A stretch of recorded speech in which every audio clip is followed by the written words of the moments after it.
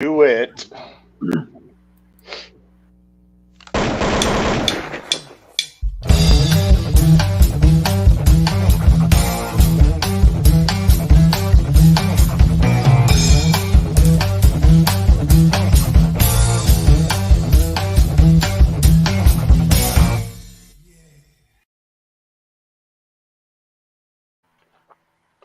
The place to be, and everybody else, this is a brand new How'd We Get Here, and once again we got a very perfect book for our new format, because it's pretty out there and it's kind of a how did we get here type of book.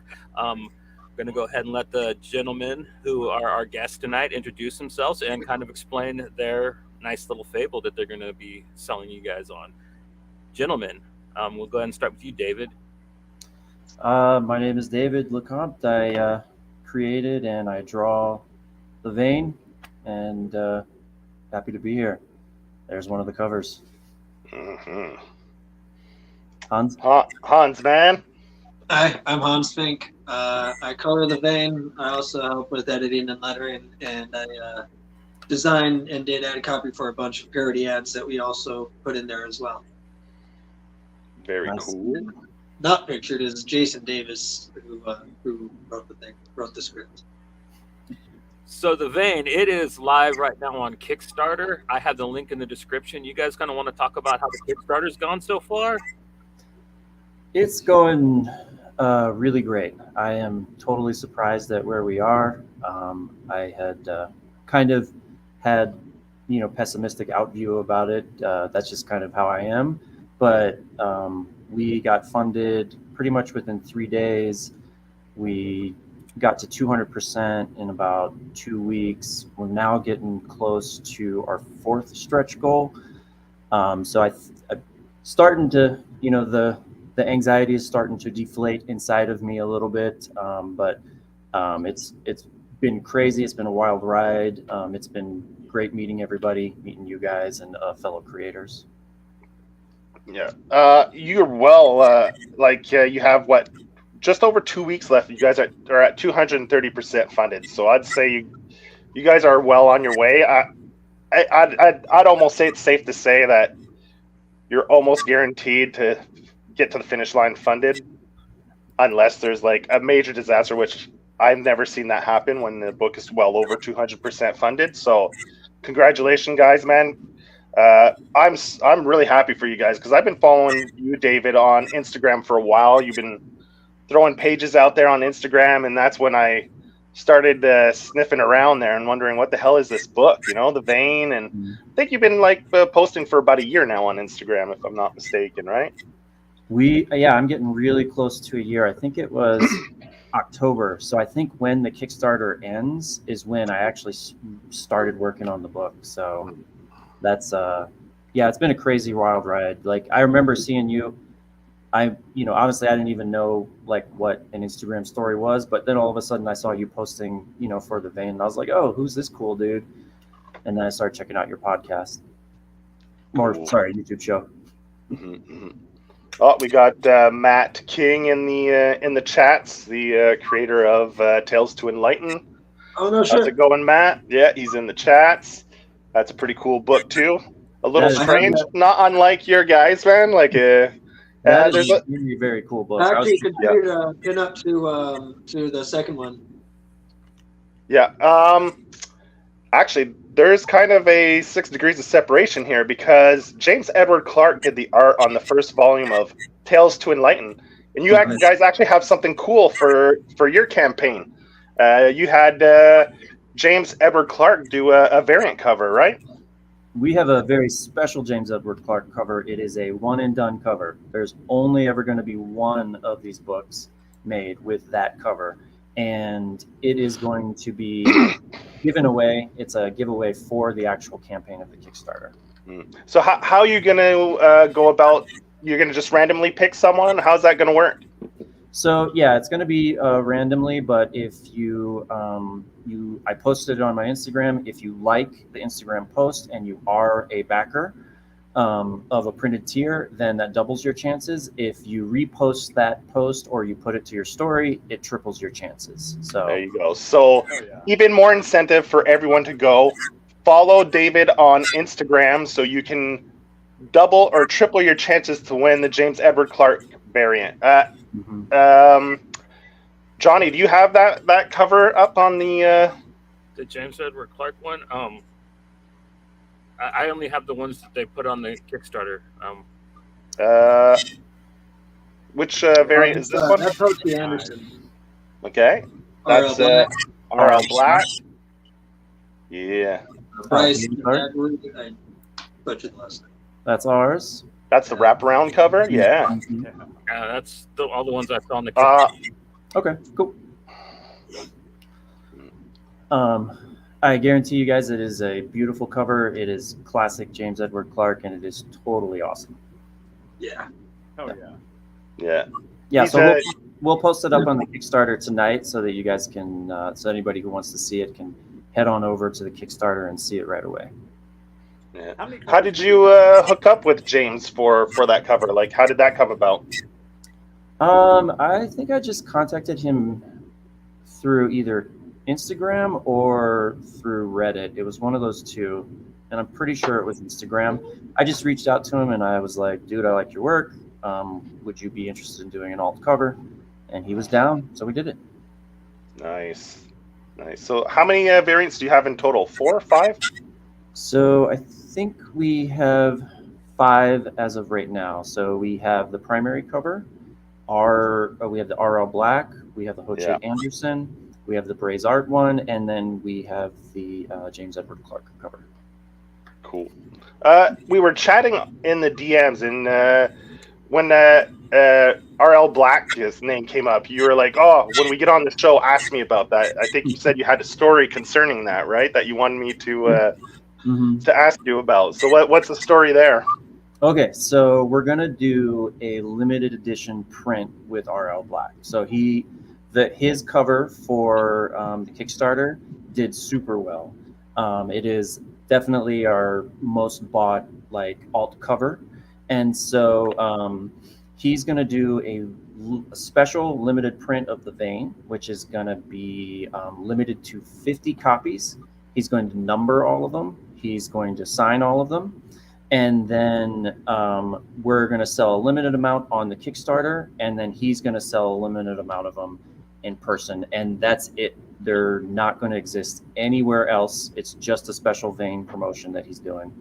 And the one thing that's cool about the Kickstarter is that the price is going to be a little bit lower than what he's going to sell it for in person. But the only other way you're going to get it is in person with him. So a little extra incentive for people to go get it off through the Kickstarter. Nice. Yeah, his cover kind of made us all up our game a little bit. We had to figure out what we were going to do for a cover so that we could at least match it.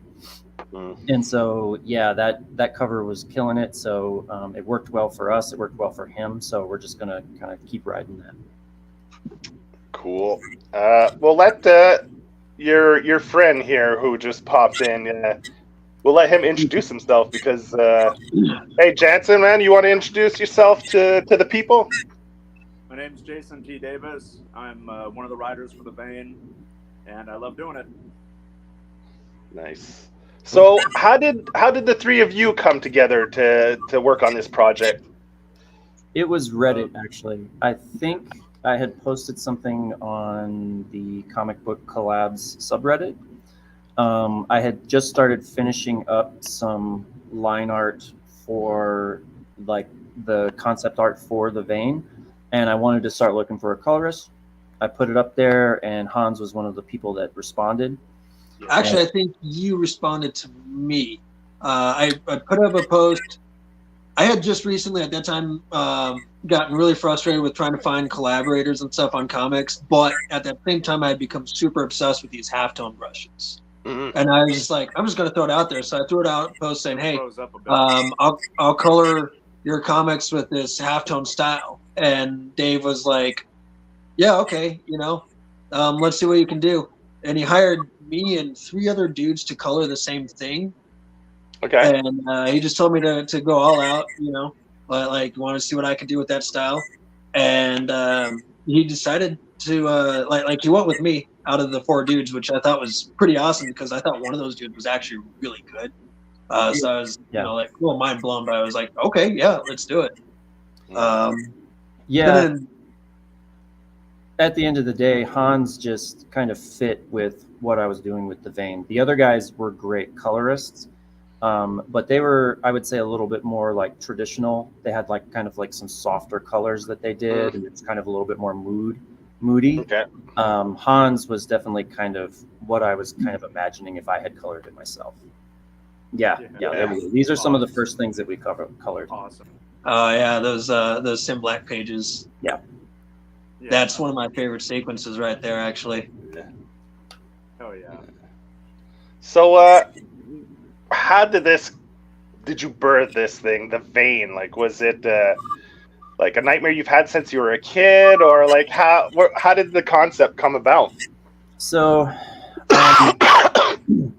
actually, what happened was I was working on another book.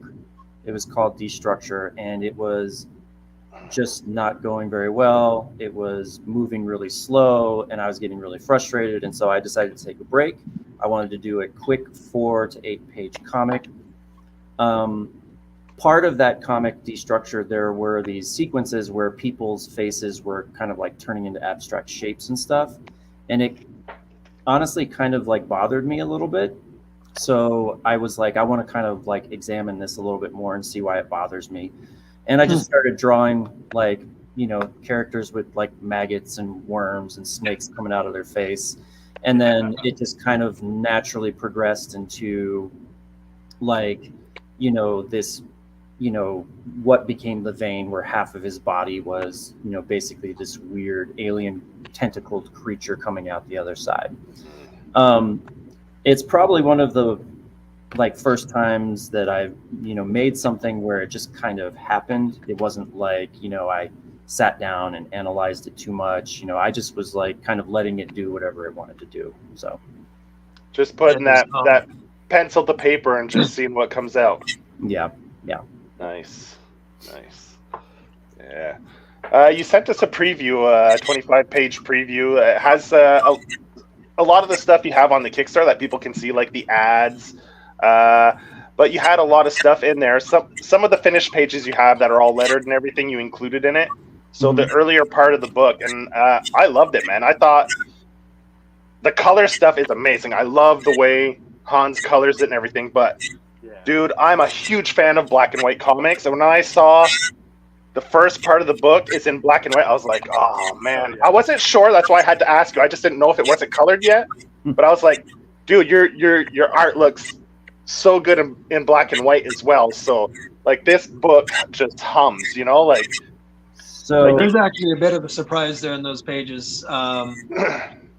They're semi-colored. You're right that they're going to be black and white, but there's you'll see it when it comes out. It's going to be something special. Like there's Jason introduced this cool idea. Okay, Jason's that way on me, I guess. So Jason presented this cool idea where we're doing a panel countdown, and then Dave and I had this crazy idea of how we're going to introduce color in the comic, and the progression of it is, man, I'm just like so happy to be a part of this team. To your earlier question, Jason came on board. Jason that way. Yeah. I'll get the hang of this. Because I met him long ass time ago when I worked in journalism, right? I was editor of a entertainment magazine, and Jason just started emailing me one day saying, hey, I have these hilarious article ideas. Here's one. I laughed my ass off at his pitches, and we became friends ever since. I just had him writing humor articles, and then that turned into like occult and conspiracy articles and more well-researched pieces. And then eventually, I left the magazine, and he did his own thing. We freelanced at different organizations, blah, blah, blah. But I've known Jason forever. David asked me if I knew anyone who could write. I was like, Jason's the only person I could think of that I personally know who has the pedigree for this kind of body horror and keep it like on some kind of interesting intellectual level.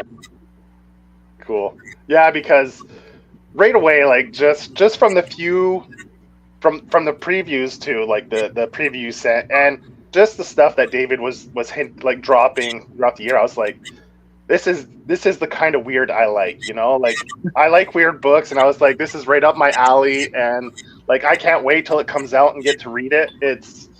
I'm really looking forward to it.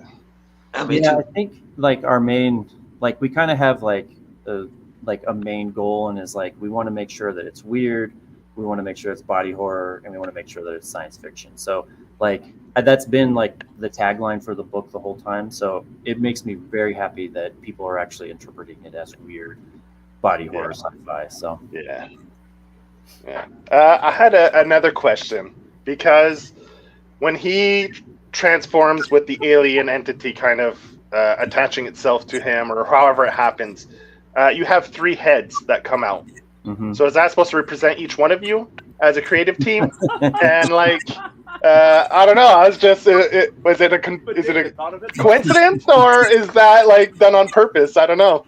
The So triple head design predates us teaming up, but we did do a mock letter section where we used that motif. I drew a cartoon version of Dave, Jason, and myself as tentacles. Yeah. For tips and giggles. I don't know if we'll put it in the final product or not, but it exists.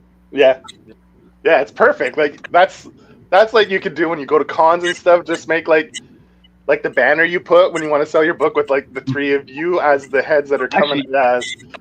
Yeah. I wonder if I could pull this up right now. I could probably show you. I have this weird ass thing that I drew. For some reason, with David's idea, I cannot get the idea of the 3 Musketeers and D'Artagnan out of my head. Yeah. If you think about D'Artagnan and the 3 Musketeers, they're 4 people basically doing the same thing. All right. Kind of like how I don't know if you can see this on the screen, but Okay, yeah, it's like for like the news, the letters page or whatever. Yeah. That's cool, man. I like that. Just something we did for shits and giggles, and you know. Yeah, I love seeing stuff like that when people have fun with their book, and you know, it just translates to the page. And that's what I get a vibe from this book, like that you guys are just going out there doing something you love and having fun doing it, and you can see it just emanates off the page, and when you're looking at it. So yeah, I think that's been one of the funnest things about it, is kind of being able to work with other people. But like Hans has done a bunch of like faux ads in the book, so we're like pretending to sell products inside the book, and the ads are great. Like they're like, I think my favorite one is the Nintendo. Is that what it's called? Right? Yeah. And it's like if David Cronenberg invented the Nintendo Entertainment System, and it is just an absolute masterpiece of a faux ad. I'm so happy that those are going to be they're kind of interwoven into the book, and so you're going to see the ads and parts of the ads throughout the actual book. So if you see a product, it's going to be in the background, or we're going to see stuff like that throughout the book. Or some of it's just like weird textual meta commentary where you're like, oh, hey, there's kind of a parallel between this joke in the ad and this thing that's happening with this character. Yeah. You know, it's just goofy and silly, man. We were mostly just having fun and goofing with it and trying to make it look cool.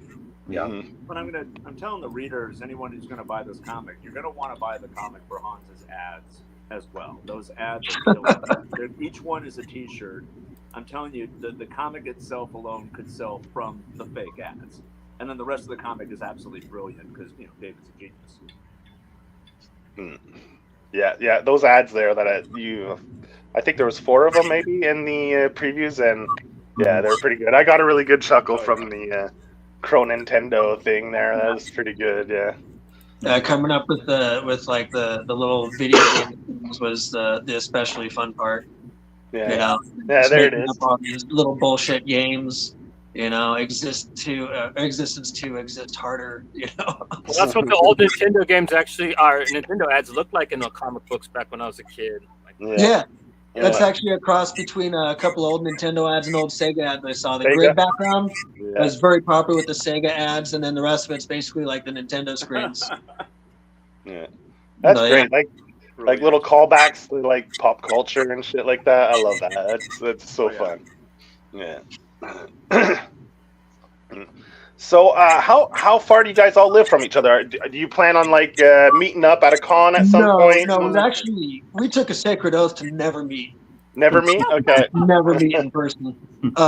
Like, I don't know what kind of hell can be unleashed if we did. So it's for the sake of humanity. We're staying in our separate corners of the earth.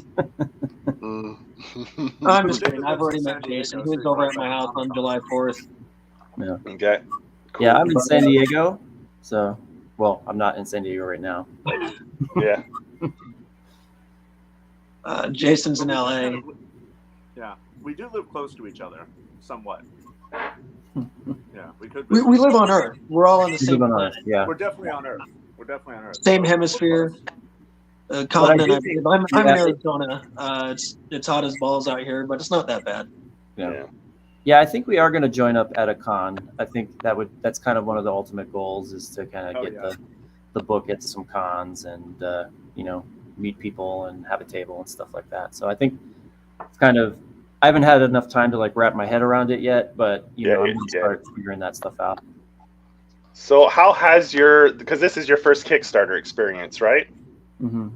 So how has it been so far? Anything you learn, or did you talk to a lot of people leading up to it? How's the experience been so far for this crowdfunding?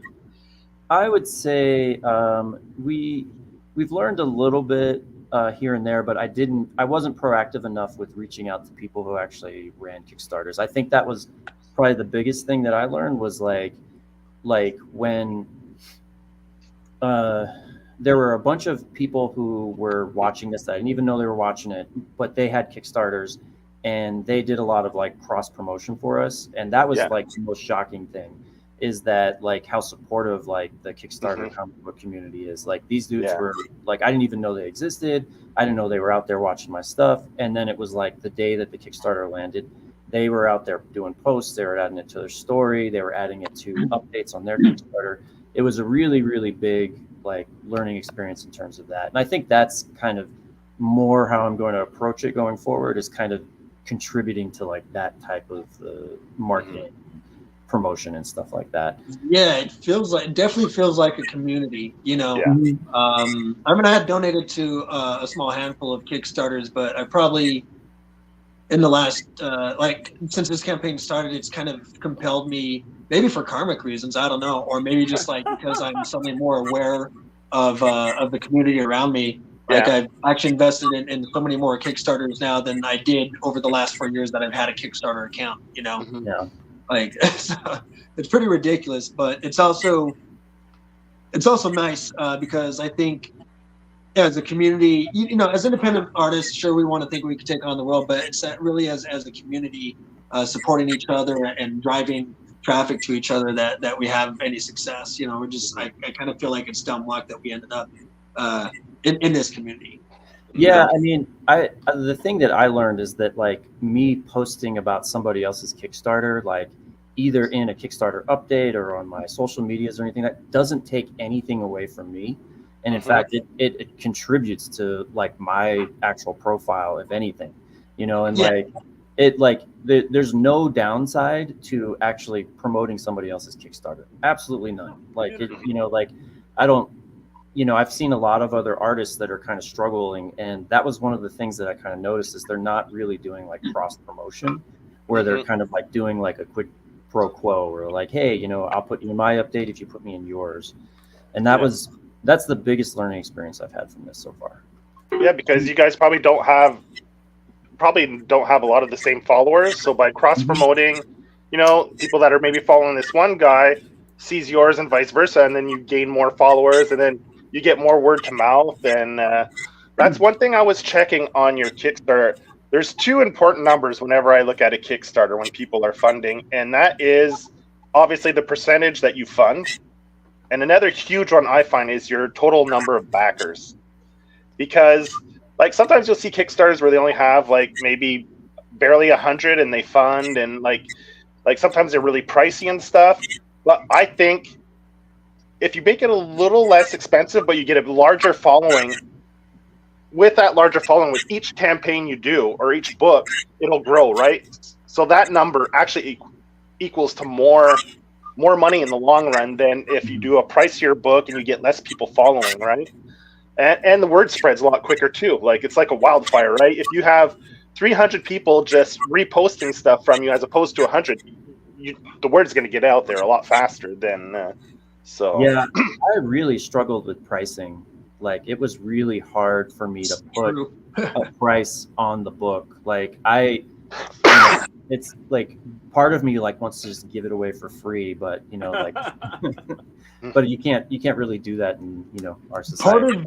I think one of the ways that creators are able to justify higher tier pricing is through the concept of added value. And this is a conversation that I remember when David was struggling with pricing, we went back and forth on this a lot, this concept. It's like, well, okay, so it costs this much. What if we add in more pages? What if we, add this to that? What if we make it a nicer card stock or a nicer paper stock? What if we do this?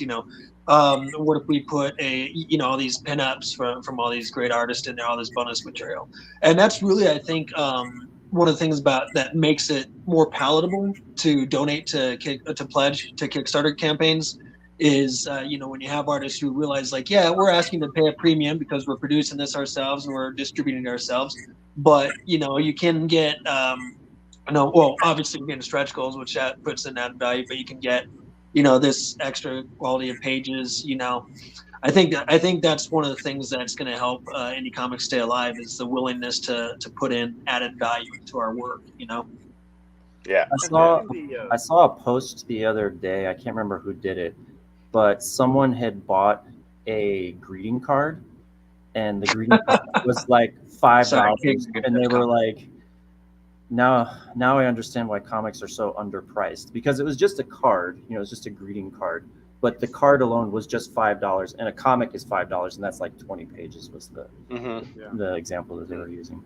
Yeah, I see a lot of the times people do stretch goals where they'll like add if it's a hardcover, they'll add the ribbon, for the page mark, and they do that with their stretch goals. Like they'll do change the paper stock. They'll go with a better quality, and sometimes they do that with the stretch goals and stuff.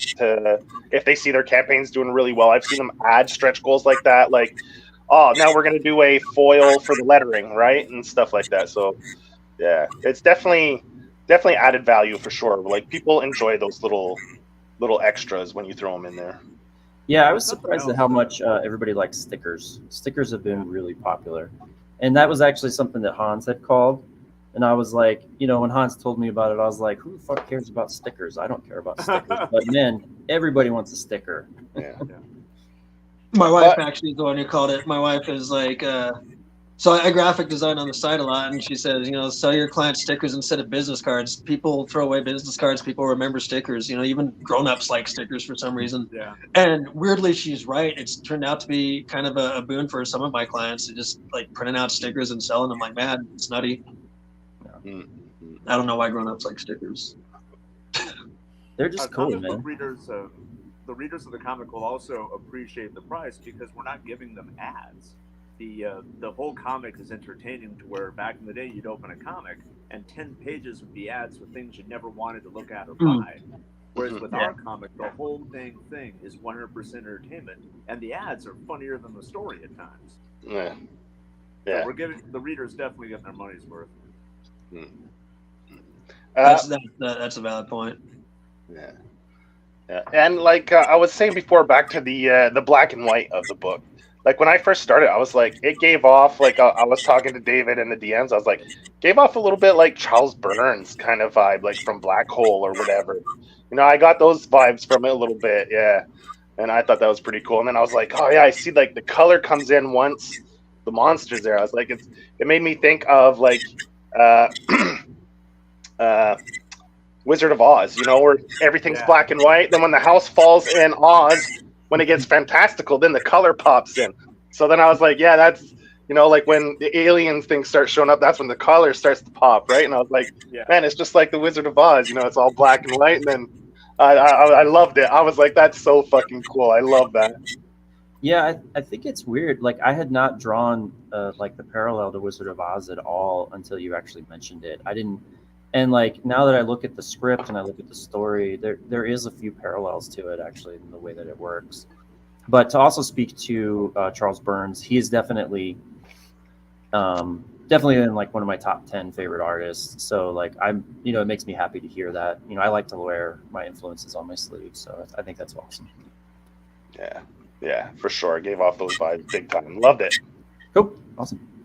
When I was talking to David about the comic, I also thought of Love and Rockets, if you're familiar with Love and Rockets. Yeah. And something I tried to really put into the comic, because David had incredible notes regarding the characters. David had really thought about these people as real people. So when I wrote the first part of the comic, I tried to make it like it was a teenage drama for adults. That these are real people, they have real problems, they have rivalries, but they get along. And I also wanted to show how every comic is really an escapist fantasy. I wish I could fly and I was invulnerable and strong.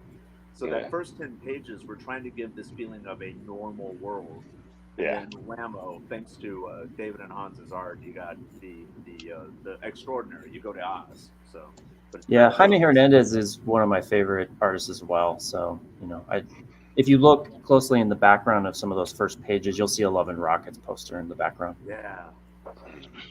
Yeah, and like you're saying, the teenage kind of thing where she's in class but she's not paying attention and she's just fantasizing about him and all that. I thought that was pretty good. That was pretty funny.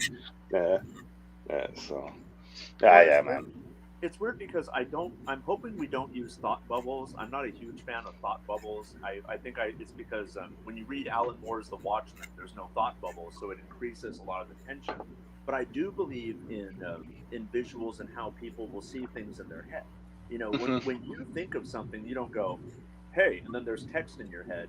You think of visuals. So I tried to show the internal world of the characters through dreams and visuals because I felt that communicated their passions more. Yeah, it was super effective. Like that panel where she's daydreaming. I love that. That was great. It was super effective. Great choice there. Yeah, fantastic. Yeah. They're good artists. Yeah, for sure. Yeah. So, with the cross promotion that you've been doing, how many people have you met and is that how you came with James Edward Clark cross promoting? Because I noticed you have cross promoted with him. I've seen you've cross promoted with Dusk Witch as well. I've seen you you're saying you're promoting other people. So how has that been going?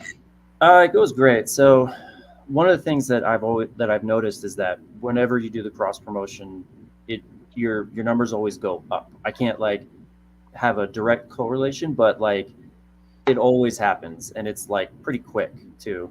I think I've done it with about 10 people or so right now, and I'm trying to kind of build up that list. So I think RL Black has an art book out right now. I'm cross promoting that. It's called The Void. Void. Yeah. He's got a cool book out right now. People should check it out. And then James, like you said, James Edward Clark has a Pissant Apocalypse that we're working on that right now too. And then I can't remember. I don't have the other people in front of me right now, but there's a good list of people that I'm working. And then shout out Chris Wagan from Tights. Tights. Yeah. Oh yeah, that dude has been lesser known as they do a lot of promoting with Kickstarter people. So maybe those are people you could maybe hit up and lesser known are big supporters of the Kickstarter scene. They promote through Kickstarter with other people. So lesser known not lesser known. Tights comic book was super supportive too. He was one of the first people that came in and was posting it up on social. He bought a book right away. I was I had known about Tights and I had backed kind of the campaigns a little bit, but I had no idea that I was even on that dude's radar. And Tights is a damn unit of a comic, man. It is a great comic, and I recommend people check that out too. I think he just finished up his campaign for issue 3, maybe a month ago, roughly, something like that. Yeah, I totally backed it. Yeah, I backed it too. Cool. I got his How to Kickstart Your Comic tier in the hopes that he will mentor me on how to kickstart my next comic. Okay. Oh, nice. Great. But I mean, no, I've been enjoying this campaign. I'm enjoying the production of this book. I enjoy working with the team, so I figure like, yeah, might as well invest and get better at it so I could keep doing it, making more of these. Yeah. Yeah, I'm totally down. Like I'm ready to I'm already starting to think about what my next Kickstarter is going to be and when we're going to start working on Vein 2. Like it's all like I'm starting to try and figure out how I'm going to fit everything in and what books I want to do and how I'm going to do them. So speaking of that, that's what was the questions I wanted to ask you guys is, so there's going to be multiple issues of this Vein, because this issue, so if people don't know, if you haven't gone to see, it's going to be a 60-page issue. So it's not just a run-of-the-mill, just regular 20, what is it, about 25 pages, 22, 25, usually a regular floppy. 22, 24 pages on Yeah, average. 22, 24. So you're getting 60 pages here. So you're going to get a good chunk of story. So that's why I was curious, like, how many parts do you think this story is going to have? So we're definitely doing, we're going to do a Vein 2, absolutely, for sure. And I've already started kind of planning out what the next one is going to be about and how it's going to be structured. And then I have in the back of my mind a 3-parter after this. So this first issue is part 1 and part 2. They're going to tie together, and then we're going to do a 3-parter after that. And then hopefully I would like to eventually kind of do a collection where everything is all put inside of it. Yeah. Nice. We're also working on a daily comic called Veins Day. And so we're starting to kind of plan out that where it's going to be like a daily strip that we'll release on social media or through our newsletter. And, it'll basically equate to 5 pages a month so that by the end of a year, we'll have another 60-page book for us as well. These are going to be like smaller scale stories that are just kind of like life in a day in the life of the Vein and the creatures and the monsters that live inside of that universe. Oh yeah, love it. Cool. That's going to be a Patreon thing, or I think we're just going to do it for free and we'll just collect it towards the end. I want to try and honestly, I want to try and make the newsletter a little bit more sticky so that people are a little bit more interested, and my social media platforms. And so this is something that I feel like I have like the bandwidth to do, and I think it would be pretty cool to have like a daily strip, which would be collected on the weekly basis, so you could just read the page or the 2 pages, and then eventually it'll point to its own Kickstarter or collection. Cool. And where can people sign up to this newsletter? Like, where do they go to sign up for your newsletter? That is turned off right now, and that is a good point. Is the VeinComic.com down? It's not down, but it just points to the Kickstarter right now. So Gotcha. you go to there, and it's just a big button that says "Go to the Kickstarter" and support the campaign. Fair enough. But yeah, so we'll probably make an announcement on the Kickstarter as we're with the updates. Okay. Yeah, with some more deets on that. Yeah. Cool. But yeah, it was on the actual the VeinComic.com website. Okay. But we turned it off to do the Kickstarter campaign. To focus on the Kickstarter, yeah. Yeah. So we were talking off air, and I was asking you if the book was complete, how far along you are to know about fulfillment for people that back, to give them an idea of what they can expect once the campaign is done. Okay.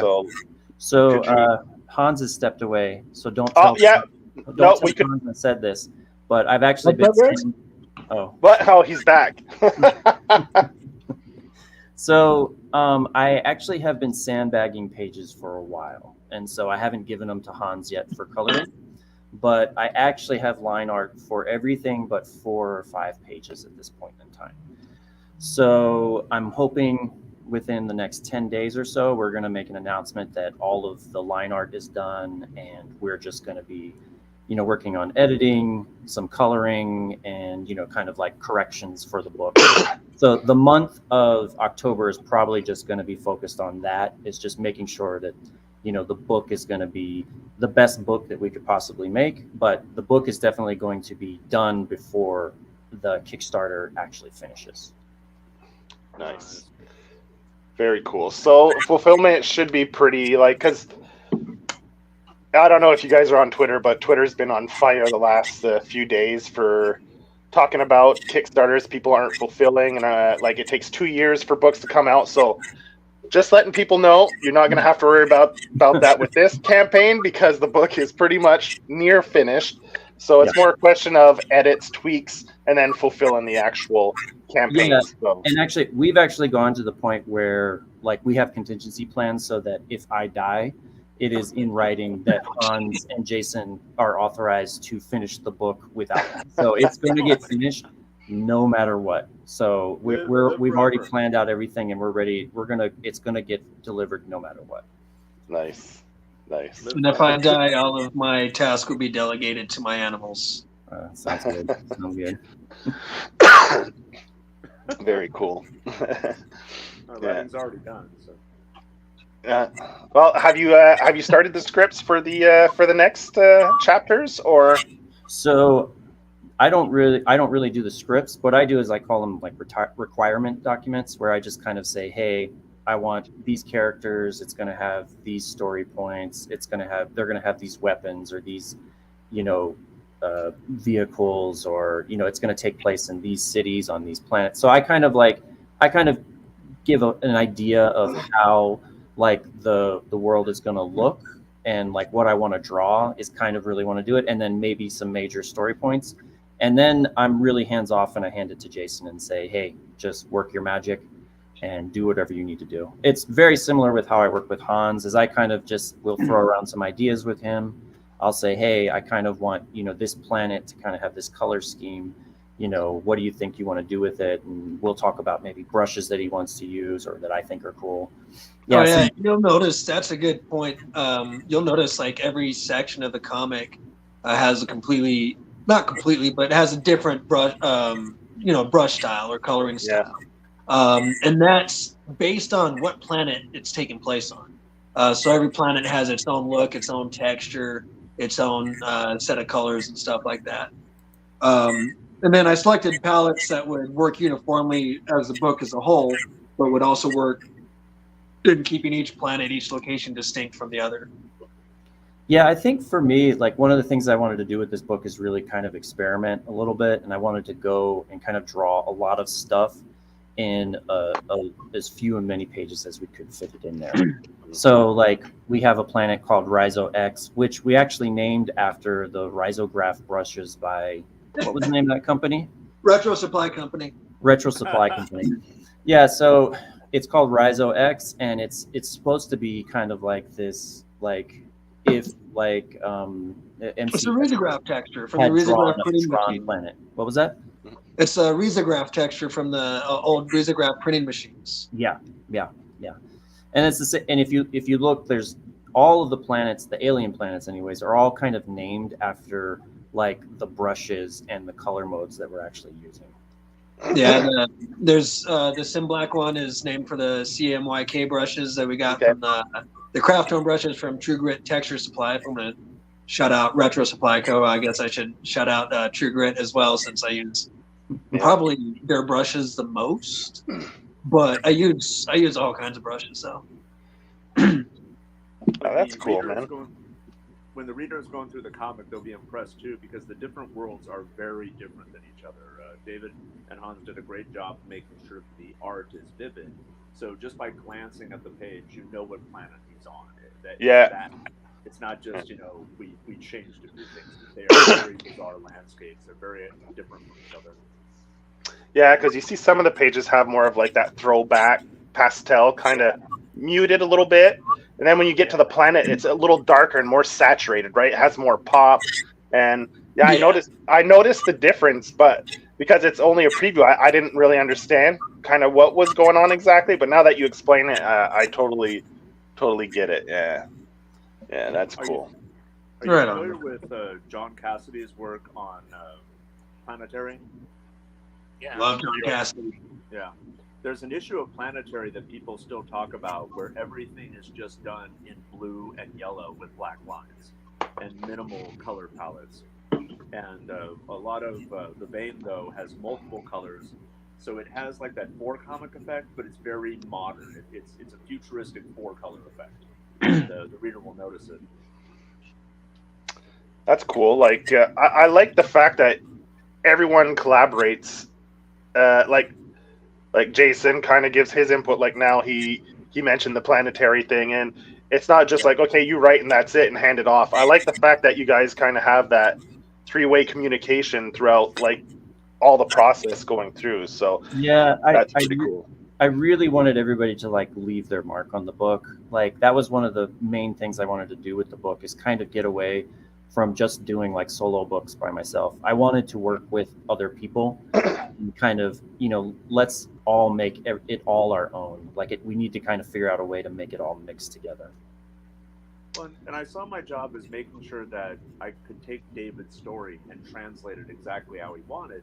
But there is room to make the text better, to make the jokes better. We've been improving the dialogue as we go along, and it always gets better because that's how humor is. You got to punch up humor, and so there's still me. There's a lot of all of our humor in there too. You're gonna notice it, and it makes the comic way better. Hans was my editor for years, so he knows how my joke ideas work. We have a very similar sense of humor. David has great jokes too, so it's a funny comic. When you're reading it, you're gonna laugh out loud. It's kind of funny because we all three have like very different sense of humor, but there's a lot of overlap. Some of the things that like occurs to Dave to put in the story last minute are actually just so outlandishly funny. Like in the way that you would, I guess, watch Napoleon Dynamite and be like, oh, that's bizarre. That's a bizarre slice of life. He does this thing with some of these background characters, like Uncle Bob. I think is one of my favorite examples of just. Yeah. Bob is like a social bully, but the only thing he's competent at is spelling. Okay. So he's like he's like the only thing he's good at is spelling, and he's kind of has a vocabulary, but that's like his. So he bullies people by thinking of ridiculous vocabulary words, just playing at them, and it's just. I don't know. It was something that we hadn't originally planned on, and then it just occurred to David, like, this is what this guy does, and for whatever reason, it clicked and made perfect sense. It's just like, what, this just made this character all the more real for me. Yeah, I felt like there was, when I started to draw that scene, there's like the character walks down these steps, and there's like this like kind of like shelves with like pictures of a cat and like family members and stuff like that, and I started putting in these like trophies and like these certificates, and I just kind of like subconsciously put in vocab, and I was like, oh, Uncle Bob's he's like a vocab buff, like he thinks he's like a really wide vocabulary, and he thinks he's really smart, but this is the only thing he's good at. Nothing else is he's good at. Uncle Bob is, it's like, don't get me wrong, I love Spider-Man, but Uncle Ben in Spider-Man is boring. He's a big, happy, nice guy that just dies right away, and that's it. And Uncle Bob, to me, is way more interesting. There's a lot more there that people can relate to, because a lot of kids growing up these days, they don't have good male role models. So I see Uncle Bob as teaching lessons, even though he's a jerk. That T still learns things from Bob. Even if Uncle Bob didn't get the lesson, T will get the lesson. So that way Uncle Bob becomes a weird mentor to T, even though he's a bad person. Like he's an example of how not to behave. Yeah. Like don't make this guy's life decisions, I didn't mean to point at you, but don't make Joe Pocket's life decisions.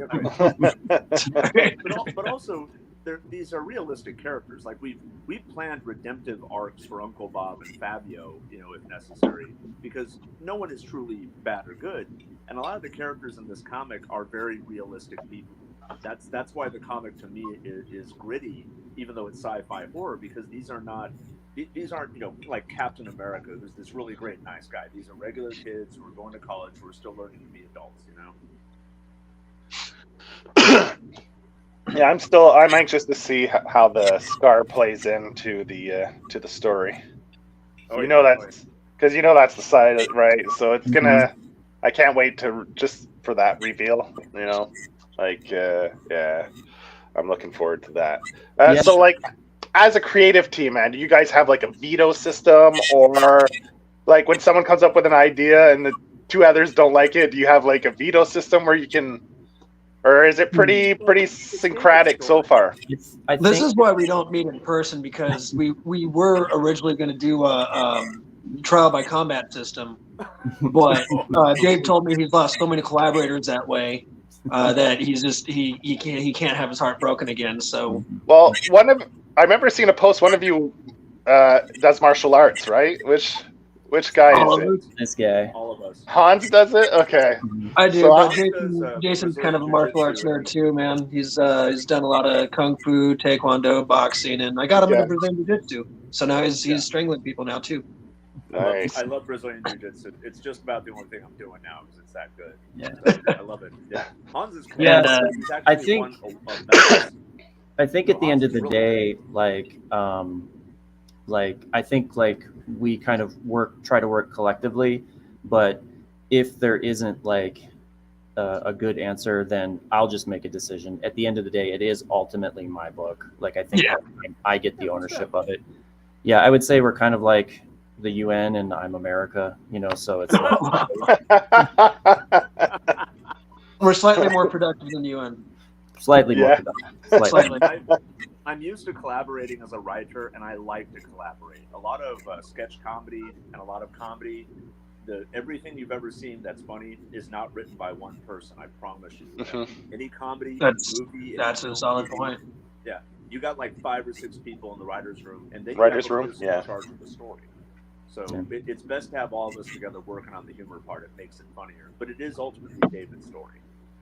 Yeah, and I find that's often the way it works sometimes, right? Someone will say something, and maybe that idea itself isn't the idea, but someone will hear that, and it'll spark something else, and it'll influence someone else's train of thought, and then that's where the idea springs from, right? It's just the back and forth, the spitballing, the brainstorming.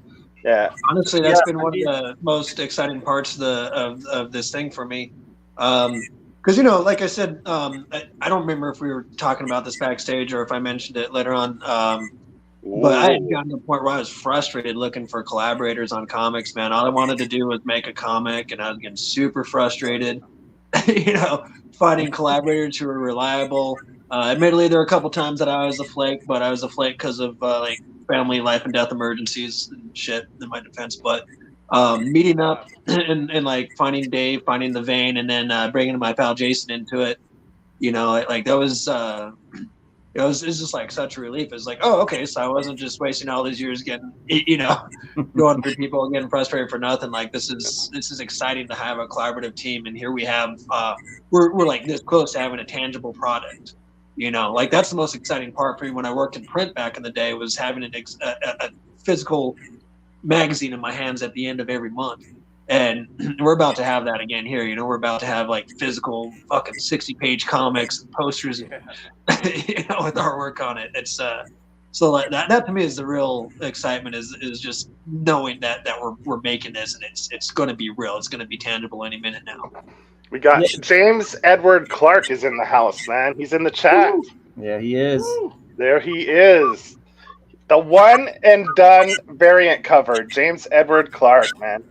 As we said in the beginning of the show, we talked about it, James, a little bit. The cover you did for the book that they're going to just do one copy of. So some lucky backer will get that.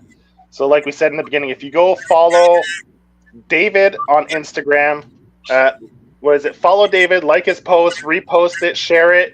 It'll increase your chances. You get a chance for each one of those things you do, and it'll increase your chances to win that one-off variant cover. So that's really cool. I think that's a really fun idea for people too. It's like it just adds suspense and excitement to the campaign, right? Like like a lottery or something. Yeah, I kept looking at his piece, and I was like, I was just going to release it as just a another kind of reward that you could buy, but I was like, why are we going to do that? Like, we should make this something special. Like, this is it's James Edward Clark. But... yeah, like, come on, man. Like, where else are you going to get a one-of-a-kind James Edward Clark piece of thing? I mean, it's absolutely awesome, and his cover is so awesome. I'm so excited to see it in print. We actually got to work with 3 of my favorite independent artists on Instagram, being James Edward Clark, R.L. Black, and Tim Molloy. Tim Malloy, yeah, that's right. Tim Yeah, Malloy. Tim Malloy And actually was, like it's just been super awesome that we have all three of those dudes contributing artwork to the comic book, because these like, not to gush, but I love having these guys on my Instagram feed, just looking up and seeing new art from them every day. It's so fucking awesome, and I love their Yeah. work. Tim Malloy, you actually get a free print. Everybody who buys the book in the printed tier, you get a free print by Tim Malloy now. So Oh man. How many I stretch want goals? someone to do a Kickstarter for his Mr. Unpronounceable series. I would back that in a heartbeat. He's got this character called Mr. Unpronounceable. That dude is such a shit. He's always like rude and mean, and he's always like just torturing demons and angels and whatever weird things he can get onto. It's fucking hilarious. So the way Tim Malloy writes them, it's just the way that guy talks. Anyways, How many stretch goals do you guys have planned so far, and how many have you met up to date? we didn't plan any of them. Oh no, that was the pessimistic in me, or the pessimist in me. I was like, we're not going to hit any stretch goals. I don't need to work on this. We don't need to worry about that. And then it was like, within 3 or 4 days, Hans was like, dude, we have to figure out some stretch goals. So I think we're kind of working on something for the next one. The next one is like super big for us, because I think it like will actually make us like profitable at that point in time. Okay. So we're going to start like, actually, I think definitely going to involve some like paper upgrades, some cover upgrades. And there's definitely going to be something else in there, because I mean if we get to that stretch goal, like I'm going to lose my mind. So yeah, what I've noticed with other Kickstarters are they'll have stretch goals based on amounts. Mm-hmm. Like when you reach milestones, like let's say 3,000, 4,000, like every 1,000 tier they have. And they also have like when we hit 100 backers, or we hit 200 backers, or we hit by the number of backers as well. They'll do stretch goals based on that as well. Yeah. I stole the stretch goal tiers from some other Kickstarter. I don't even remember who I stole it from. So. I was like, these numbers are stretch goal numbers. I'm just going to take this and put Vane graphics on top of it. that seems reasonable.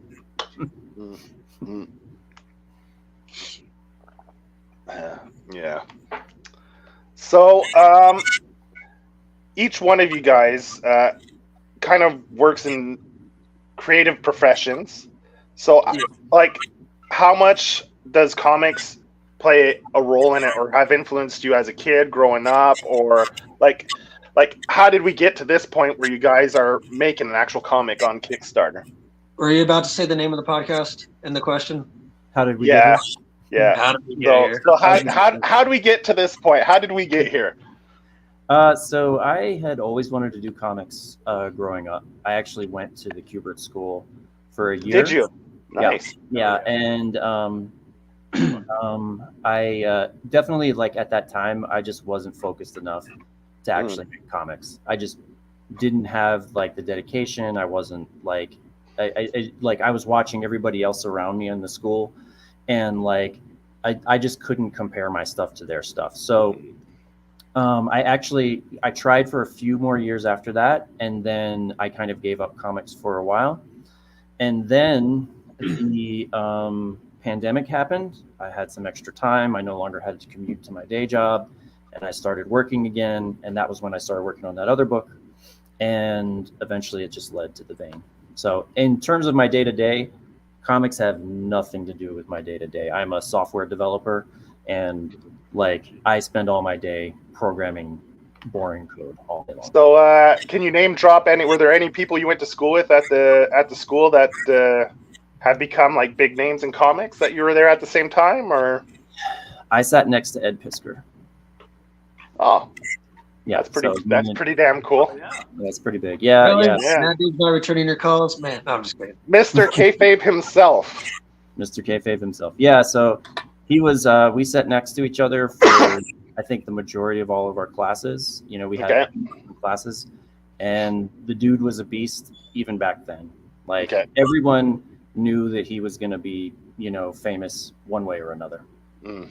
And then was he always sporting that Raiders cap all the time, even back then, or? He has always had that damn cap. Yeah. He's always dressed like Flava Flav. Yeah. That's been his thing for well over 20 years now. That was his thing back then. Yeah. Do you still? Did you guys become friends a little bit? Or anything, or was it just in passing?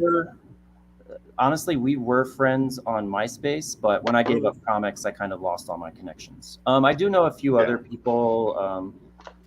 I don't remember their names, but I knew the guys who made Nailbiter. So they actually came from the Kubert School. Okay. Josh Williamson and I'm sorry, I don't really remember who I knew from there, but I do know that the guys I knew them and that they went on to make Nailbiter. And then I think Alex Sanchez works for the Big Two. Okay. He's an artist who does I think maybe Batman or something, or I know he did some 30 Days of Nights comics like that. So yeah, because I know the Kubert, the art school actually produces a pretty good ratio for people coming out of there and working in comics. So so that's impressive, man. Like, how hard was it to get in there? Did you like? It's not hard at all. No, so you just have to be willing to pay, and then they're like, "Come on, spend your money." It kind of seemed like that, yeah. You just kind of show up with a portfolio, as long as it's like, like somewhat comic based. I mean, I think you have to have a little bit of talent, but I don't think it's like super hard to get in. Okay.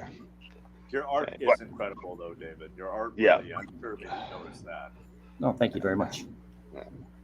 Cool. Very cool. All right, man. Hans, man, what's your comic books origin story, if you have one, or adjacent, or I don't know? It was kind of. I think comics have just always been there. Since I was a little kid, drawing was the first skill I learned. My grandma was an artist. She painted, she sketched, she did everything, and drawing was just the first skill I picked up as a little kid. My dad actually saved my first drawings. I saw him recently when a while back, but it was just like that's a trip, eh? Yeah, but yeah, it started out with like being a little kid liking Snoopy, and then liking Garfield, and then graduated to more interesting shit like Calvin and Hobbes and Far Side were my jam for the longest time. Yeah. And then my dad randomly bought a box of comic books from a dude and gave them to me, and it was a lot of Chris Claremont era X-Men. Some Wolverine, some new Teen Titans. This was like stuff from back in the 80s. It was like the George Perez run of Teen Titans. George Perez, yeah. I even had the one that was a crossover where the X-Men, the Claremont era X-Men with like Kitty Pryde and Colossus and all them met the Teen Titans, for whatever reason. I think they were fighting Loki. Loki was being a dick. Who knows? Loki stuff.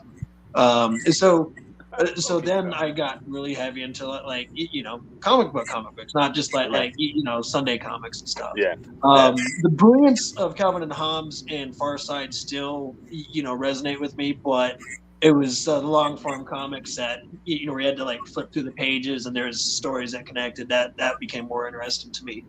I was always more of a Marvel guy than a DC guy, but I like stories from both. And then Image happened, and then I decided that comics were dorky and I wanted to get laid, so I learned how to play guitar instead. Was in a bunch of bands.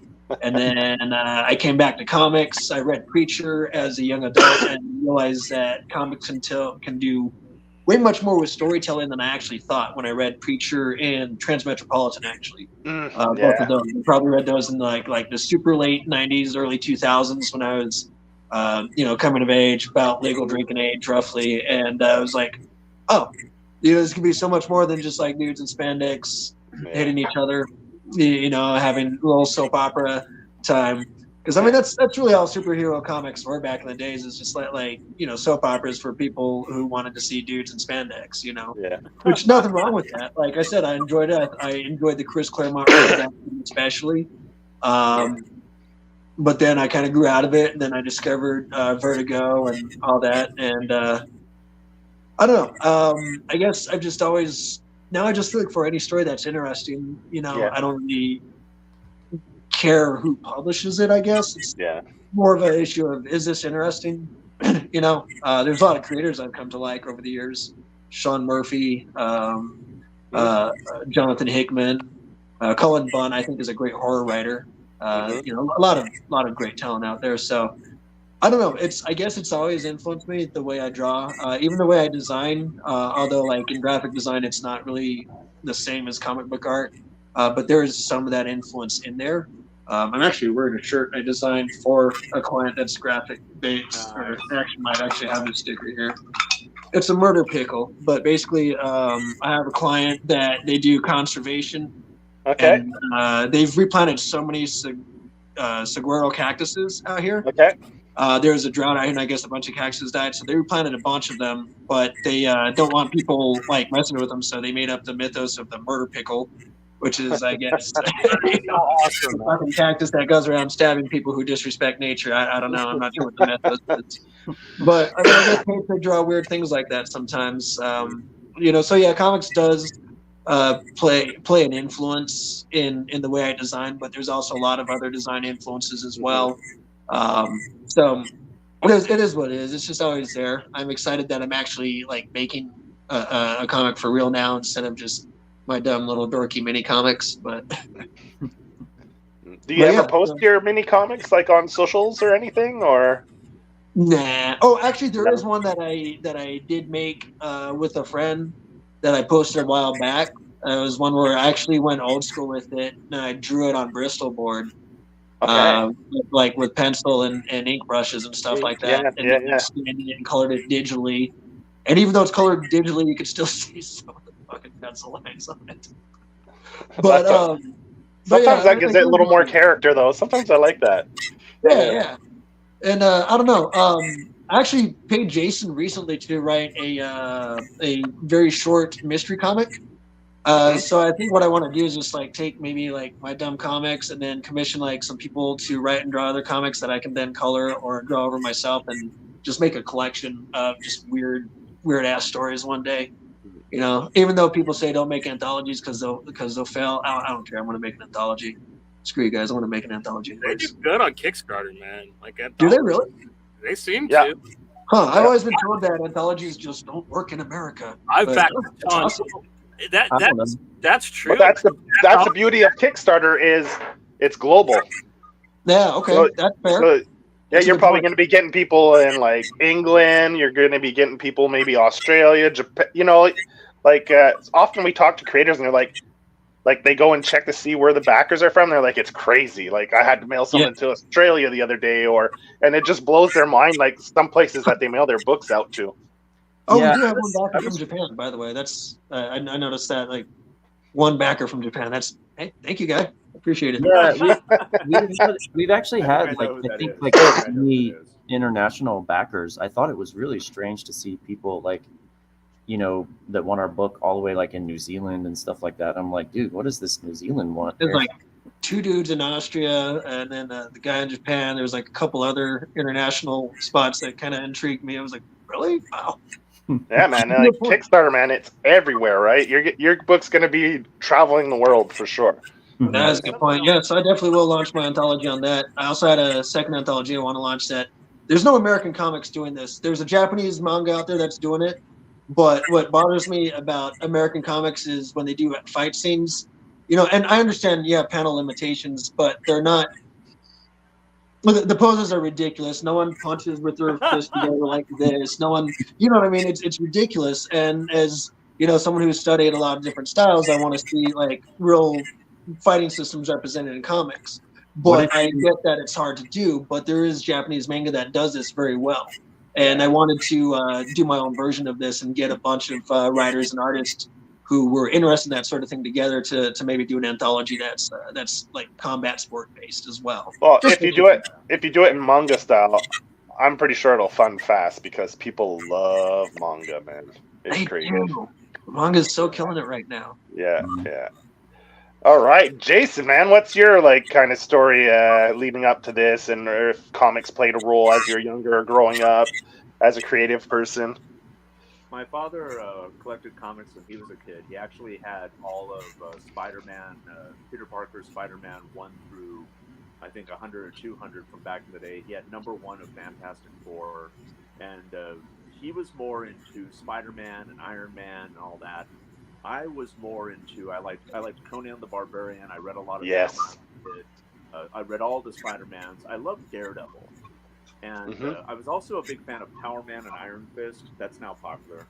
But I kept liking Marvel comics, but I found myself attracted to independent comics. I read Grimjack, if you're familiar with Grimjack.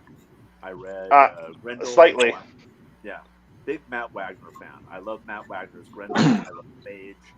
I read The Tick before it was even a show, and I still have all the original Tick comics. The whole thing about independent comics to me is they could do crazy things, like Shade the Changing Man, and in Vertigo's lineup where they had Preacher. I read Preacher too. That's where Hans and I have a lot of common attitudes about comics. Preacher. And then Grendel keeps going and going, and that is a very violent, horror-based comic. So I found myself attracted to independent comics in terms of reading them, but also understanding how independent writers and artists could do a lot more things that Marvel and DC were kind of unable to do. And then when I got to Planetary, what happens when you read Planetary is a comic book about comic books, if you guys are familiar.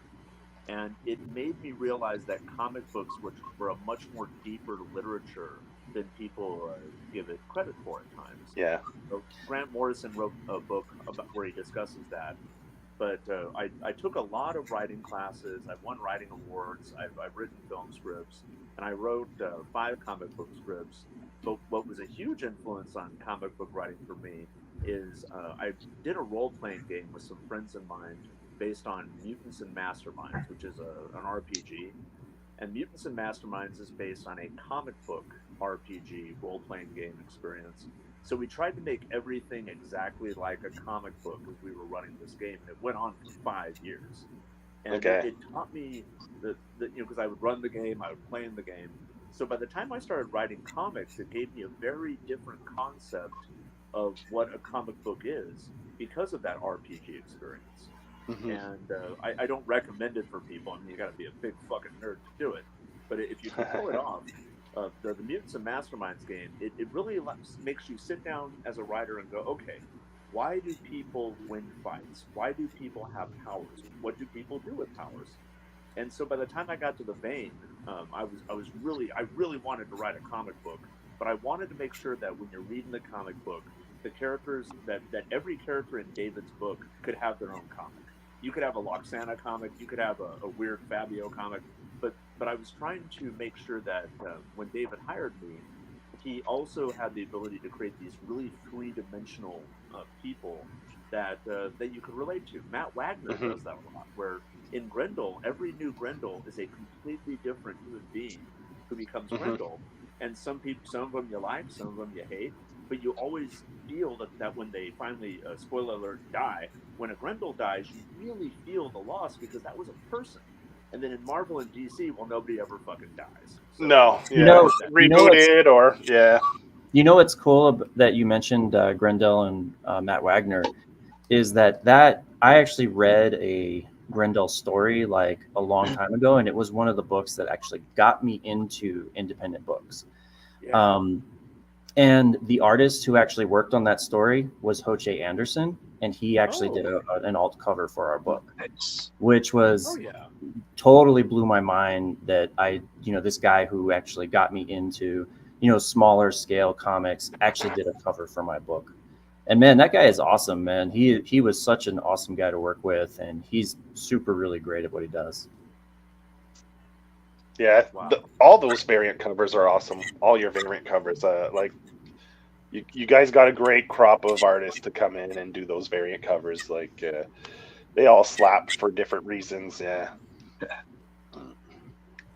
Yeah, I'm pretty excited about this one.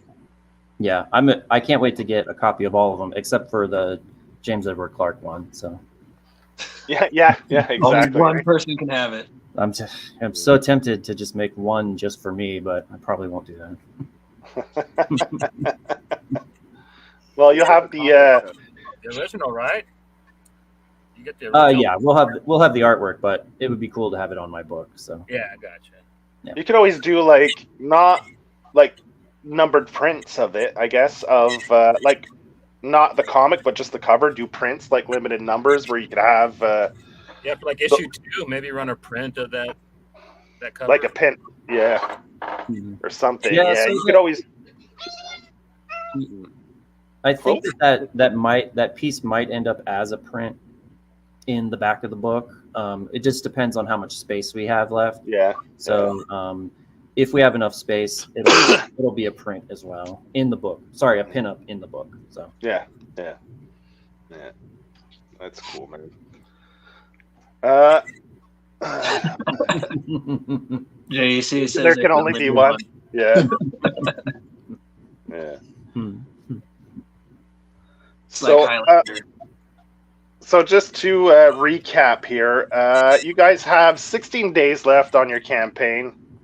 Just to recap for people, you're at 236% funded, so you're well on your way to. You said you're pretty close to reaching another stretch goal. What was the stretch goal? Did you already have it planned out, or what you were going to do? It's at 7,000, so I think we're almost at 6. But I think when we get to 6, we're going to do another announcement. So I think that's a big celebration for us. 6 we're starting to get like more profitable. So you have another stretch goal coming, but it's under wraps. You're not letting people know what it is yet. Okay. Yeah, we're debating on what we should do with it. So it's definitely going to be thicker paper, better covers, but there's going to be something else on it because that really is the next one. Really is the big one for us. And when we hit that, it's like we're starting to make a little bit of cheddar. If you get us to $10,000, we'll send everyone a doobie. Shit, man, that's gonna watch it skyrocket right up. Well, I think now, I think you could almost legally mail it anywhere now, right? No, Isn't it? You can't do anything through states, man. Like you can't. No, okay. if you bring it across a border, like it's federal law, but like most states, like you can go to that state and buy it there, no problem. But you're not. Okay, but you can't. Okay, I got you. You're not supposed to.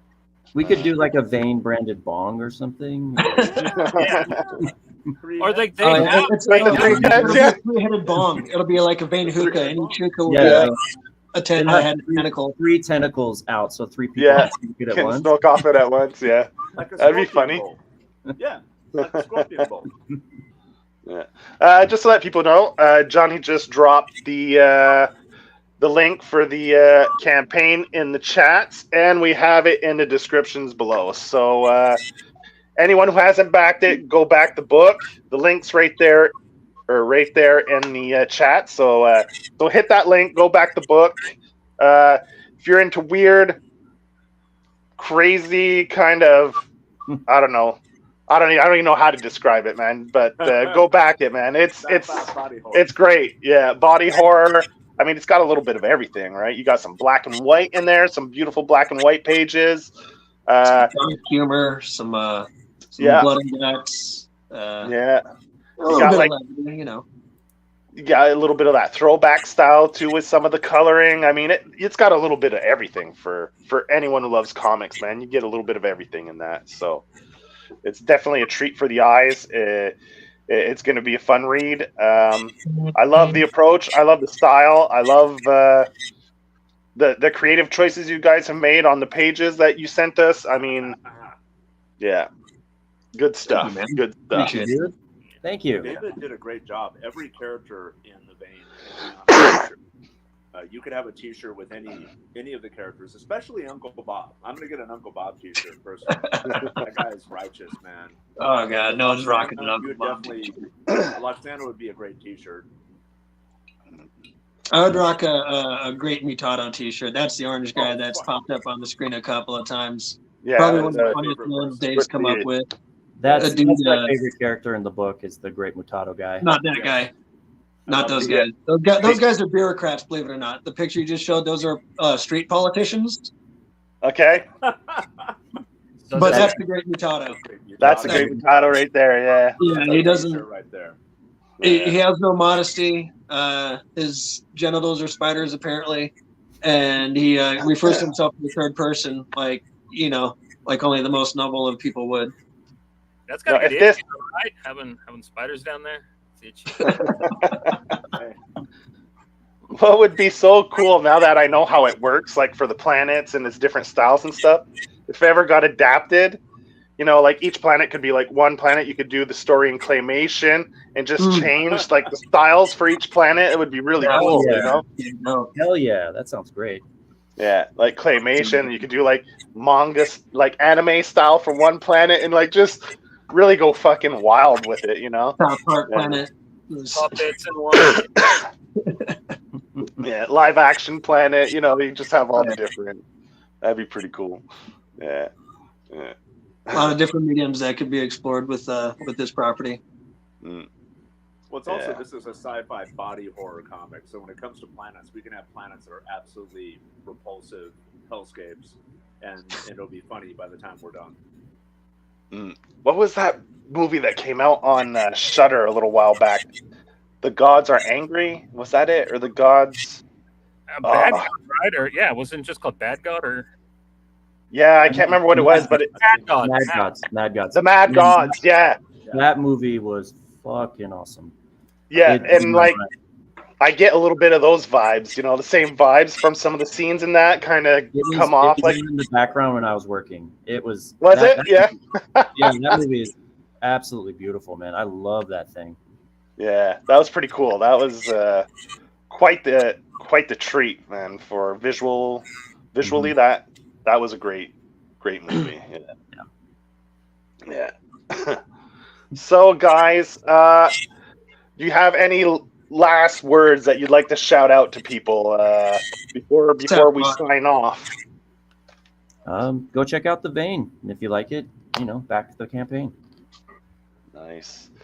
Hans, man, what do you want to shout out or tell people? Or do you have anything aside from The Vein? Do you guys have anything else you want to shout out or promote?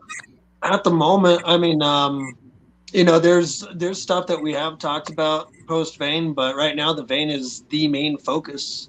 And then once we're past this, we can start talking about what we want to produce next. But yeah, this is my main focus right now. Is getting the final touches on the book, getting it printed. If you had to recommend one comic, one book, or one show or something to get people ready for the Vein experience, what would you recommend to them to kind of put them in that right mindset? That's a good question. I would say it's a hodgepodge of things, really, because the Vein is so bizarre. Like, okay, I guess Venture Brothers is a good job of being pretty bizarre, but the Vein is more bizarre than that. Like, I don't know.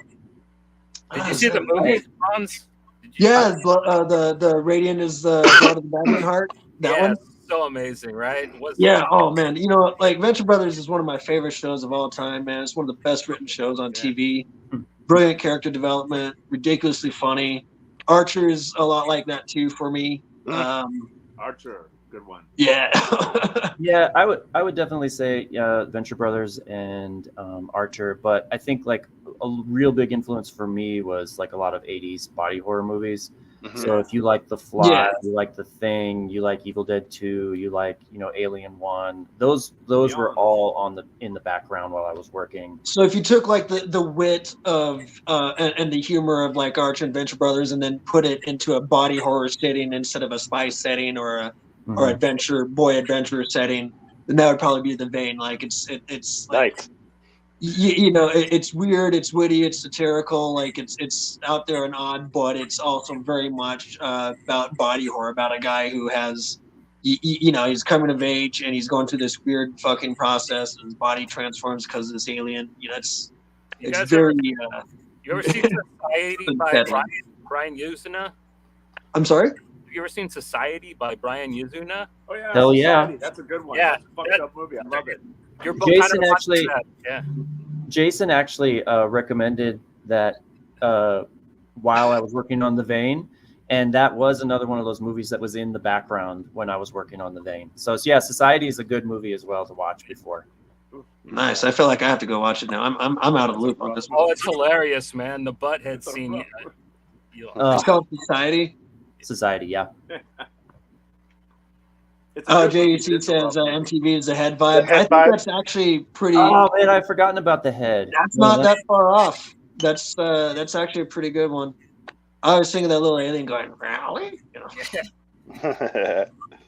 The head, yeah, it's very similar. It does have kind of like that old school Liquid TV vibe. I think it's gorier than the head, you know, but I would definitely say the vibe is similar. Cool. It reminds me a little of Aeon Flux. There's a little. Oh, Aeon that's Flux. another good one. You guys Yeah. remember that? Yeah. Yeah. Oh yeah. Because of the sci-fi. Mhm. Yeah, that was a good era of MTV. It had Eon Flux and Max and the The Head. Max. Yeah, that stuff was great. You were just talking with the guy who does the El Crudo comic. Man, Yeah. And Manny. I think it was in that conversation you guys were talking about how like the Max was probably the first motion comic. yeah. And when you said Yeah. that, I'm like, that actually kind of makes sense. It was one of the first thing I remember ever seeing where they took a comic book and used it for the animation itself. Yeah. You know, instead of Yeah. just like getting a studio to make up things from scratch. Yeah. That's badass. I never realized that, but it's totally true. Yeah. They pulled panels straight from the book and just animated them. Yeah. It's really cool. I love that because then you had like a very accurate depiction, like that matched the style of the book and everything. It was really cool. Yeah, and it's like you want to use Sam Keith's artwork if you have it, man. You don't want to. If you don't can, wanna yeah. Yeah. Yeah, for sure. You want to show the original thing like that. Sam Keith was so legendary with his inking and his texturing. Yeah. I Yeah, for became sure. obsessed with cross hatching because of Sam Keith. Yeah, The way that he shaded things was insane. Like yeah, his texture is Yeah, is he could a take- league of its own. any shape and just make it look like it was 3D right in front of you. Yeah, it had mass. It had like voluptuous, like it had weight. You know, it was so cool. Yeah, Yeah, like- for sure. and from one character to the other, like he gave them interesting shapes. Like nothing was cookie cutter, right? It was so cool. Like he came up with so many different varieties but always in that you knew right away when you saw one of his pieces. You're like, that's Sam Keith, man. Yeah. Right away it just stood out. So good. Yeah. Image, man, back in the early Image days. Yeah. That was their best book, no doubt. It was. Yeah, for sure, hands down. It was one of my favorites. I think so. I think that is their best book, by personal opinion. But yeah, I think that might be true. Yeah. I'm trying Before to they- think of that It original. was run. definitely their most unique book, for Mhm. sure. There's nothing like Max on the market, and there wasn't at the time either. So it's definitely the most unique thing they put out. At the time, Spawn was kind of my jam, but I mean, it's Todd McFarlane. What are you gonna do? Oh yeah, that's back when he was still drawing, right? So Yeah. It was, Yeah, he I was still great. have. I still think I have the first 9 issues of Spawn locked up somewhere, or maybe destroyed by cats somewhere. I don't know. It's somewhere. you could probably go find some of those pretty easily though. So if ever, Maybe. yeah. They're probably actually worth some money now, though. Like, They've gone up a little bit, yeah, since Spawn's taking a like with Gunslinger and stuff. It's gone up in popularity again. yeah, they got Sean Lewis and everybody like hyping it up. King Spawn, Scorched, I think is one of them. Yeah, Grimjack better is inker than also, penciler. Hot take. Grimjack had a lot of body horror. I mean, he might be right, though. Grimjack, throughout the entire series, there were always weird aliens and mutants and whatnot, and the strange landscapes and body horror of Grimjack also remind me of the Vein. Nice, yeah. When did that come out? Around what time was it? The Grimjack? Because I remember seeing some. I see it a little bit here and there, but I've never really read it. That was UK book, right? It was a book that came out with I can't remember the guy's name all of a sudden. I think it was Ostrander, but it was from First Comics, and it was about a character that when you start the comic, the character is already past middle age and has an entire history that is kind of told to you in flashbacks. But the whole idea of Grimjack and why I think of the Vein is in Grimjack, it takes place in a city called Sinisure. And Sinisure is located at the middle of every single dimension that exists. So if you cross the street, the laws of reality change. You're in an alien world. and the way that the vein shifts through different worlds so fast that are so vivid and strange, that reminds me of that aspect of Grimjack too. Let's do editor. Yeah. First. Doesn't ring a bell. First Comics. I mostly know them. They put out Shatter by Michael Sayans, the first digital comic ever made. That's mostly what I know First from. But Okay. they were a pretty cool little. I know that Tim Vigil did a book for them, like Zero Authority too, like before he got like super blacklisted. The Faust guy, yeah, it was kind of before. Oh yeah, Faust. Big trouble for that. Yeah. Well, if any comic will get you canceled, it's Faust. Well, he's made a comeback, right? With he did a Kickstarter recently, put out the hardcover through Kickstarter, and now it's getting released by Black Mask, yeah, which I think it should be releasing next month, right? Yeah. So, hey, everyone gets their redemption story, so nice to see. Well, Nice to see. Oh yeah, we'll talk about it off air. But so, guys, man, I was hyped to have you on because I've been following the vein for a year now. It's amazing to see it as a Kickstarter. It's amazing to see it soon it'll come to life. It'll come to reality. So thank you for coming on the show. I was so happy that David said yes when I reached out to him and asked him if he'd be interested in coming on the show to talk about the book. Hell yeah. Thanks for coming. Hope you guys have a great weekend. Thanks to everyone in the chats that tuned in or anyone that's watching the replay. The link is in the description, so anyone watching the replay, just go click that link if this sounds cool, like something you'd want to read, and it most definitely should if you're a sane human being or just a little off. So go click that link back to Kickstarter, man, because this book is something else. It's really cool.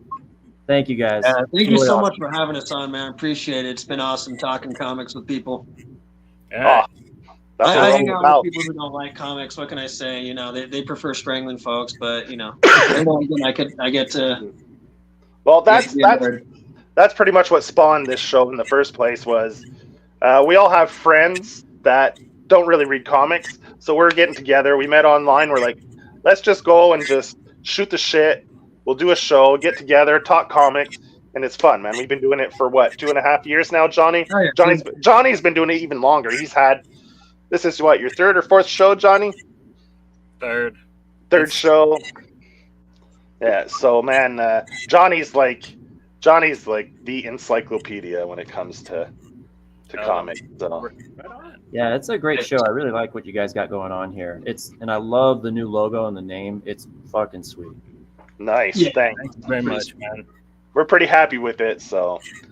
Yeah, we'll be back tomorrow night, our evening actually. We're going to have J.M. Brandt on.